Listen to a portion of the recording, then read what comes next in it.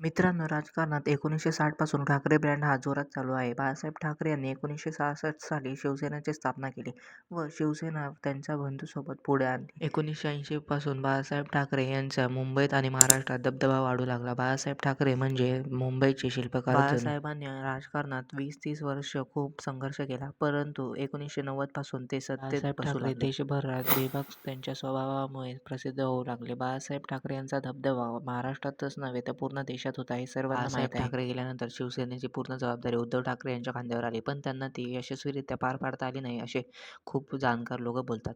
उद्धव ठाकरे यांनी या विधानसभेच्या निवडणुकीतही शिवसेनेला चांगले यश मिळवून दिले. उद्धव ठाकरे यांचं आता महाराष्ट्राच्या राजकारणात काय भवितव्य असेल हे संपूर्ण महाराष्ट्राला प्रश्न आहे. बाळासाहेब ठाकरे यांचे पुतणे राज ठाकरे यांचाही राजकीय प्रवास एवढा काही चांगला झालेला नाही. 2009 नंतर राज ठाकरे यांचे 1-2 आमदारच प्रत्येक विधानसभा निवडणुकीत निवडून आले, परंतु 2024च्या या विधानसभा निवडणुकीत त्यांचा एकही आमदार आला नाही. त्यांचे पुतणे अमित ठाकरेही माही मतदारसंघातून पडले.